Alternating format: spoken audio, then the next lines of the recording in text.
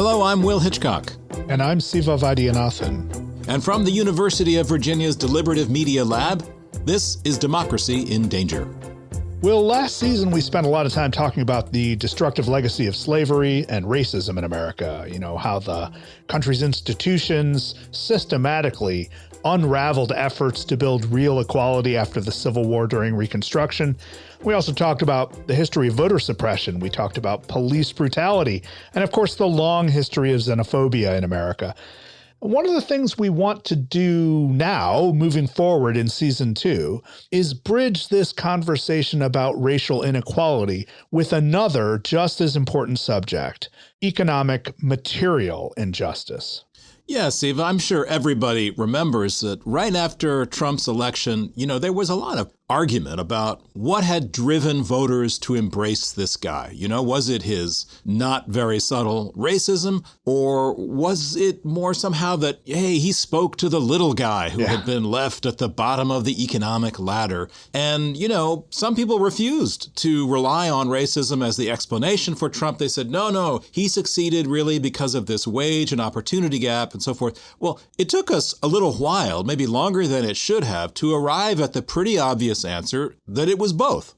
Yeah, people are always so invested in using whatever's happening in front of them to sort of reinforce what they already believe and what they already want. And we saw so much of that in the early days of Trump as we all tried to figure out what just happened. We have today someone who has really done the reading and the research and the reporting, someone who has thought deeply about the connections between race and class, between racism as a political reality in America, and the way it has warped our economic practices, policies, and institutions. Yeah, we're joined today by Eduardo Porter. He's an economics writer for the New York Times and the author, most recently, of American Poison: How Racial Hostility Destroyed Our Promise. Eduardo is also the host, with Tess Vigland, of his own podcast called The Pie. Eduardo, welcome to Democracy in Danger. Hey, thanks for having me. Great to be here. So, Eduardo, you open your recent book with a personal story, and I think our listeners would find it pretty moving. You write that you'd spent many years living in Mexico as a young person. You speak Spanish in your household, with your family, with your children.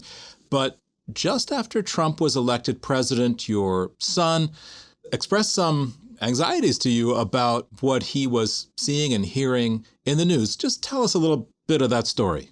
Yeah, just to take a step back, I am Mexican-American. My mother is Mexican. I grew up most of my childhood in Mexico all the way through university. And sort of like my Mexican identity is as important to me as my American identity. And I kind of hope to pass that same sense to my son. And, so we speak Spanish here. He's gone to Mexico a number of times and so forth. And then, of course, our Mexicanness became part of the political conversation when Donald Trump joined the presidential race, declaring that Mexico was sending a bunch of rapists and thugs to the United States. And what happened, the anecdote you're referring to, is the day after the election, we were on the subway and, as usual, I was speaking to him in Spanish, and he kind of leaned into me a little bit and said, Dad, maybe we shouldn't speak in Spanish in public anymore. So it's this notion that our Mexicanness was now dangerous, right? Was one of the immediate kind of consequences of the 2016 election. Yeah, it's amazing to think how many people were having some version of that conversation at that moment. Yeah. A sense of really personal vulnerability. Like your family life was suddenly, cast into shadow by the political events of the day. And of course, that was not an empty threat. It came true for so many Americans and so many people who were trying to be Americans. Eduardo, you write in your book, racial hostility has blocked the construction of an American social welfare state, right? I think this is the bridge between this sort of anxiety that so many people felt, the vulnerability that so many people felt, and the fact that we have so little to fall back on. And, one of the most prominent debates that commentators had, as we said in the introduction, right after Trump's ascendancy in 2016, was about the role of economic inequality and wage stagnation, the hollowing out of the working class, all of which is true and documented. And yet the perception was that this was a white problem, right? How would you weigh the relative impact of the economic state of this early century and the long-standing racism that is embedded in American institutions in helping us understand how Trump happened. If we just look at the election itself, Trump wasn't brought to power by marginalized Americans, by like the poor who were really kind of like left out of American prosperity. In fact, like if you look more carefully at Trump's vote, I mean, there were a lot of people that were, squarely middle class that voted for Trump. And so when I try to think through how racism interacted with economic anxiety in that election, I think that the better frame is to think about fear of loss of status. And there, the idea that, my good job might be gone or that it's more difficult to have, and the idea of loss of status of my racial group as this country goes through enormous demographic change, which is going to leave, non-Hispanic whites in the minority a couple of decades from now. Those two things, I think, really could create a very powerful feeling of, fear and produce an enormous animus that is very, very racialized. So, I mean, if you ask me to put it in order, I would argue that race is first and foremost. But I would say that economic anxiety helps to trigger these kind of like feelings of racial hostility. So while the wages of so many white people might have been stagnant for the past few decades, the wages of whiteness certainly seemed to be worth less. Yeah, or on their way to be worth less. I mean, the sense that we've heard so much. We heard it in January when the crowd stormed the Capitol, these white crowds storming the Capitol, the sense that they're losing their country. Right. So the privilege, the power that came from whiteness is under threat. And I think that is a very powerful motivator. But but obviously these things interact, and and vast economic inequality creates enormous social distance, and it also creates groups of power that are extremely powerful and are absolutely unwilling to change the social institutions that govern us. So dealing with economic inequality is, I think, very much a part of the challenge. I would argue that what we need is to create a new idea of what being American is, what a mainstream American is, It's a way more diverse, complicated, messy identity than the one espoused by people that went to Washington in January to take the Capitol. So the policies that help build that identity, I think a lot of them are about creating economic opportunity and sharing economic opportunity better. This idea that Black families on average have like 1/10 of the wealth of white families. So evidently we need to make more progress on issues of economic equality as part of this. But I argue that it's within a broad kind of like notion of, well, what is this new economic and social space that we have to create where we all fit? Eduardo, one of the things that I learned about in your book is the problem of working class solidarity. I mean, let's be honest. It seems from all the scholarship and the analysis that many people have done, including yourself, race trumps class again and again. And here is this country with a great deal of diversity at the bottom of the economic ladder, and yet there is relatively little cross-racial solidarity amongst people who are struggling. Why is this the case? Why do Americans who are trying to better themselves still feel so hostile towards their neighbor who might look different from them? And they also still often feel hostile towards the government, which could be a resource in their climb up the economic ladder. That's a very difficult but fundamental question. And to be totally honest, my first answer is I don't really know. But racial barriers are extremely powerful, not just in the United States, but around the world. And they're not just extremely powerful now, they're as old as the hills.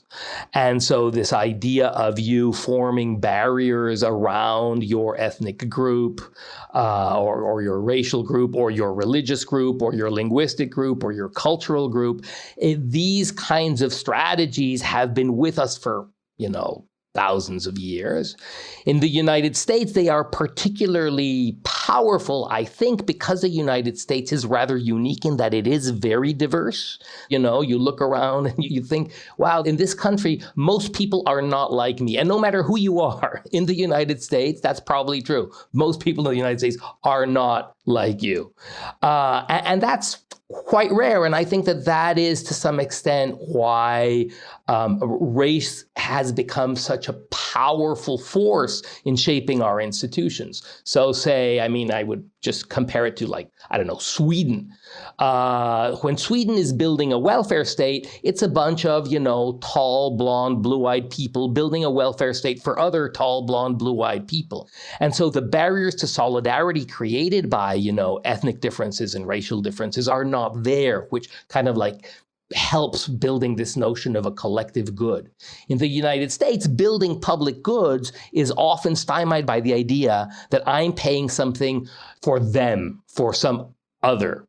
Right. Of course, Sweden doesn't have the American legacy of slavery and Reconstruction. Which... Indeed, there are specificities. Yes, yes. Now, your reporting has taken you to some pretty exclusive places. By exclusive, I mean places where people do manage to be around people like them, whether it's because of, you know, they're rural and they don't necessarily have people of color in their immediate surroundings, or at least in large numbers, or they're, you know, self-reinforced by Facebook groups or whatever it takes, right? And you've noticed, though, that the hostility toward others seems to be higher where there is less actual interaction with the other. Is that correct? Yes. I mean, that is kind of like one of the peculiar features of racial animus, that it flares up where there are no others. Right. And you could see this in the 2016 election, where a lot of the vote for President Trump turned out to be not in areas where there were lots of immigrants. So kind of like this fear of immigration, this hostility towards immigrants seemed to flourish more readily in places where there weren't that many of them. And you're referring to some trips that I've done. I went to Kentucky. I've been to the far west of Virginia, and places where there are very, very few immigrants or people of color in general, and where you can sense this fear that we cannot build a big safety net, we cannot build a social welfare state because it might be abused. And underlying this idea that it will be abused is the idea there's some other out there that will abuse it. And I do wonder why this happens, why in a place I was in Harlan, Kentucky, where I think it's, 98% non-Hispanic white. Right, and there were, thoughts about how immigrants could, abuse Medicaid. And I think it just reminds us of the power of political rhetoric, right? How a political entrepreneur can bring things into the conversation. And since I think the conversation about the social safety net in the United States has been so long prone to these characterizations, since, Ronald Reagan talked about the welfare queen, this idea of, the social safety net being abused by people of color, that in some big city, across the country, has become a very, very powerful meme. So you don't even have to see it to believe it, because it's just repeated and restated in the political discourse. But does that explain, Eduardo, why people in Harlan County are also anti-government, even if they benefit from government programs? Or maybe have they turned their back on government programs altogether? I don't think so. But no, Harlan County, the reason I went to Harlan County was it is one of the 10 counties in the United States that rely most on federal money to survive, on food stamps. But I suspect people don't talk about that all the time, right? At the diner. No, exactly not. So there is a myopia. There's a contradiction there about the importance of the government for their individual lives, and the tension there is between that and the mistrust that they express about government in general as something that is going to help others, is going to abuse them, is going to take from them. And yes, there is a huge contradiction right there.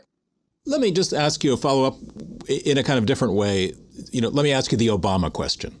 So we understand the incredible legacy of racism in America, the way it's warped our institutions from top to bottom. And yet this extraordinary thing did happen in 2008, in which the United States elected a black man to the presidency and then reelected that person in 2012 in the midst of significant economic upheaval and change. How does that map onto this larger structural story you're talking about? Is Obama kind of just like an epiphenomenon, or are they connected? I mean, it runs a little bit against the general thesis of kind of like racial animus driving our political choices. But I would argue that race is an important driver of our political choice, but clearly it is not the only one. And as you pointed out, 2008, notably, the election in 2008 happened in the middle of an economic cataclysm that I think was very important to deliver the presidency to Obama. I don't know if you guys remember back then, but McCain was absolutely out to lunch on the financial crisis. And there was kind of like this feeling of competence coming from the Obama team about how to deal with this emergency. And so I can imagine that was important too. And also the turnout amongst voters of color was very high for Obama. So to some extent, some of the states that flipped to Obama flipped on some kind of like marginal votes, but from voters of color. And so that was also very important. But yes, I think clearly there is a broader point that might even, in fact, allow some hope in that, racial hostility, racial animus is not necessarily unconquerable. There is the possibility of us overcoming this powerful force. Yeah, sure. But at the same time, when you look at the results of 2012, you compare them to the results of 2016, it's pretty clear that some voters, right, some not small number of voters, especially in states that were supposed to go for Clinton and had gone for Obama in 2012, must have voted for Obama and then 4 years later voted for Trump. That's somewhat confusing and weird. Like how do you make sense of that?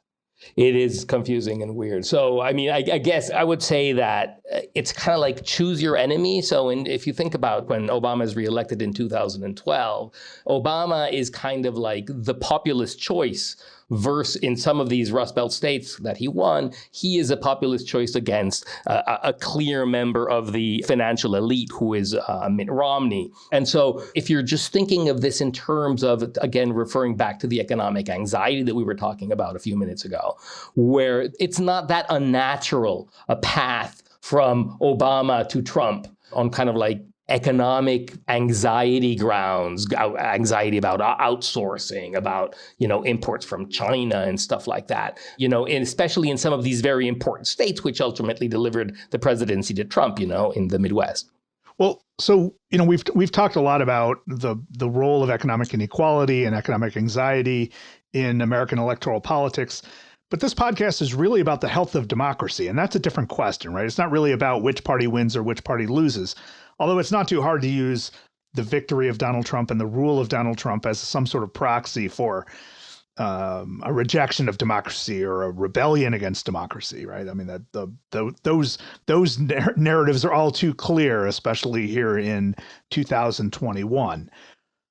But I'm really interested in your thoughts on the ways in which the full flowering of democracy in America, the full recognition that we are equal partners, equal players, that we have a shared fate, is undermined by economic inequality that seems to me to be designed, engineered. Just in the sense that there have been specific policies since even the New Deal that deliver resources to some Americans and deny them to others. And that segregation of opportunity and that segregation of wealth. Now, what do you think the effect is on the ideology of democracy, like the American belief in democracy? Do we suspend our disbelief and just proceed as if we are democratic? Is there a relationship between this policy-driven inequality and our inability to fully realize democracy? Yeah, the short answer is yes. But maybe I should just before saying anything else, I should say I don't really think the United States has ever been a democracy, at least not in the way that it's not a democracy as advertised in any event. There has always been enormous barriers for groups to not be able to exercise their full democratic rights, and those barriers exist to this day. The political system has done everything it can to disenfranchise voters, and that is a stable fact of our political arrangements. And then yes, of course, inequality is engineered in the sense that the political system will pass legislation and rules and so on that further the unequal distribution of the fruits of our growth, for absolutely sure, from, tax laws to laws regarding welfare. We have, at least for the last half century, had a policy set that has been very, very careful to preserve the wealth of the wealthy. And how this interacts with our undemocratic system is, I think because the system is undemocratic, it has been in the control of basically economically powerful white subset of Americans. This group has kind of shaped policy to further their own interests, and at the same time also to make it more and more difficult for other groups to have a crack at political power. And I think, what we've seen in these last two elections has pretty much shown a light on how concerned, kind of like the white power base of this country is about the prospect that there is a non-white power base that is growing, and that might actually wrest power from them for the first time in the history of this country. And America is not a democracy has become kind of the theme of our podcast. I mean, it's not for all the reasons that you said. It's not as advertised. But listen, Eduardo, I mean, I know we're running out of time. I want to ask you a smaller question, a kind of a technical one that interests me, and I think might interest our listeners, and that's really just about the minimum wage. It's a topic that's hot in the moment. The Biden administration is pushing through a plan for raising the minimum wage. Maybe it hasn't changed for a decade and a half. Do you think that's a big deal, or is this kind of stuff on the margins that can't possibly address the much larger historical issues that you've written about? It's both. I mean, it is a big deal. A minimum wage of $15. I mean, if that's where we end up, if that's where the Biden administration is aiming, would be a huge deal for a lot of workers, because, maybe not as much in New York, but if you go to like West Virginia, there's a lot of people that are earning less than that. And so it would be very important. It would mean that, people can approach a fairly decent standard of living with a full-time job. But is this sufficient? Of course not. I mean, the United States safety net and broad array of institutions to protect the most vulnerable and is so threadbare that you really need to do a lot of things to patch it up. I mean, from health insurance to labor standard and minimum wages to improving unemployment insurance to childcare to full political rights, urban policies about, housing, battling the expansion of economic segregation through gentrification processes that is also moving people of color outside of, the more affluent, the more desirable neighborhoods and resegregating our cities. So I do think that we need policies that look at that push against that. I think we need policies that push against the resegregation of public education in the K-12 system. And I think that we need policies that also transform universities from these machines of inequality that they are right now. But it's kind of like in every domain. I'm thinking every domain. Mm-hmm. So I wouldn't put economics first, is what I guess I'm saying. But I would. It is part of the policy package. But I mean, just to finish that thought, policy is the key to getting any of these problems unwound, even to make a start on them. And that in itself cuts against the very notion of the American identity that you were just talking about, which embraces the idea that at the end of the day, the free market can solve anything. And I mean, that is a fundamental belief that cuts across class and race and politics. People believe this notion that opportunity will resolve everything. And I mean, that would be nice if it was true, but we have a couple hundred years to show that doesn't really resolve everything. We do actually need legislation. We need creativity and some government role. And I think that's a huge stumbling block for the kind of people that you're interviewing in Kentucky and Nebraska. Free markets, it's one of those concepts that do not really exist in the real world. Right. Turns out there's no such thing. There's no such thing. First, for the point that you mentioned, is that they live embedded in a set of institutions that we actually have to build, design, and maintain and enforce. But also, just an experience of the United States, it's a little bit like this notion of America being a democracy. The American economy being driven by a free market is another kind of big fallacy. We have all sorts of policies that try to stymie free markets in the service of entrenched interests. So like over the last 30 years, we have pretty much decimated antitrust policy, which has allowed for the emergence of very, very large firms that dominate their markets. And just now we're starting to think, maybe we shouldn't have done that,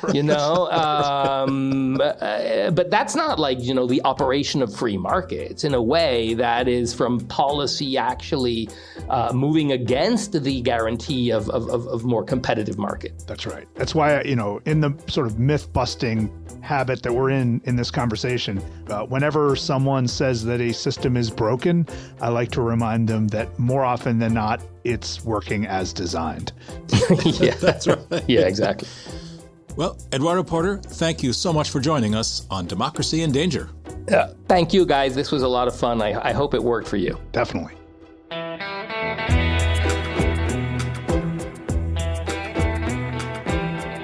That was Eduardo Porter, a New York Times journalist and the author of American Poison. He also co-hosts a podcast called The Pie. Democracy in Danger is part of the Democracy Group podcast network. Visit democracygroup.com to find all our sister shows. We'll be right back.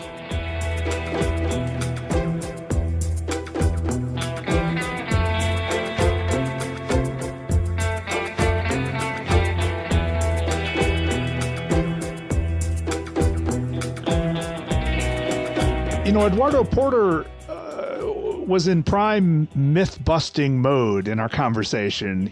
And I think that the one thing we can take away from his book and all that he writes for the New York Times is that we have to be honest with ourselves about the relationship between inequality and democracy. And we have to be honest with ourselves about the fact that we have not created or maintained the systems that we purport to believe in. Yeah, one of the things that I take away from his work is this notion that until we are willing to begin to embrace both our history, but also a new American identity with all of the faults and the flaws that we know about, we're really not going to be able to address them in any kind of sustained policy way. But I like the idea that if we could begin to talk about America as a democracy that is unfinished, that has never been fulfilled, or as a marketplace that is filled with obstacles to achievement, obstacles to opportunity, once we can begin with that as a kind of baseline, then it becomes much more appealing to talk about the ways to fix it. What are the policy solutions for income inequality? What are the policy solutions for segregation in public housing and in suburbanization? These things are real. That's where individual lives can be changed. And I think rather than being afraid, I welcome his myth busting so that we can actually get on to the business of fixing democracy. Yeah, hey, myth busting is what we all want to do and wish we could do better. And look, the United States just came through a series of really deep shocks, starting in 2001, when our vulnerabilities to the global systems we've built were made all too clear, continuing through the economic collapse of the George W. Bush years, watching what happened in Louisiana after Hurricane Katrina, and seeing just how incompetent this elaborate American power had become. And then trying our best to rebuild for a few years, only to see our deepest, most ancient flaws and sins flex themselves to the point where they carried Donald Trump into power, and then without any shame to watch Donald Trump and his most devoted followers just directly assault American democracy to the point where they openly advocated for an ethno-state. And, we should be angry and we should be motivated. And we really have to take the lessons of the work of people like Eduardo Porter and say, look, this is an economic reform program and a social reform program and a philosophical reform program. But man, we just all need to wake up and face the gravity of the situation.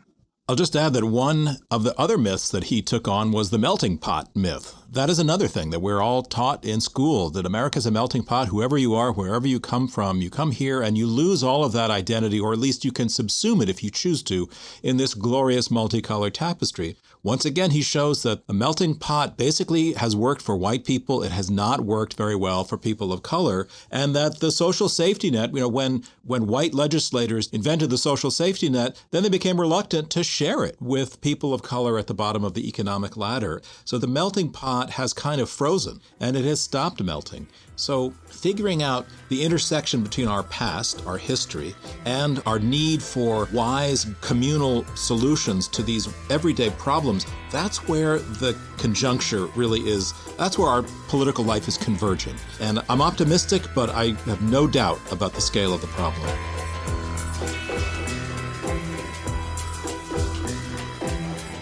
That's all we have this week on Democracy in Danger. Next time, we will talk to our colleague, Jim Ryan. Not just students have been involved in activism, faculty have been involved in it as well. He's the president of the University of Virginia, and he will be here to talk about the role of education in fostering a healthy democracy. Living wage, for example, or admission of DACA students and undocumented students. Has that helped? Yeah, absolutely, insofar as it brings attention to the issue. In the meantime, don't be a stranger. Shoot us a tweet at D&D Podcast. That's DIND Podcast. Let us know what you think about racial justice and economic inequality in America. And take a moment to visit our homepage, dindanger.org. And make sure to subscribe to our show on your favorite audio app. Do your part to save democracy, leave us a review, and a few stars. Democracy in Danger is produced by Robert Armengol with help from Jennifer Ludovici. Our interns are Denzel Mitchell and Jane Frankel. Support comes from the University of Virginia's Democracy Initiative and from the College of Arts and Sciences. The show is a project of UVA's Deliberative Media Lab. We're distributed by the Virginia Audio Collective, the podcast network of WTJU Radio in Charlottesville. I'm Siva Vaidyanathan. And I'm Will Hitchcock. Please join us again next time.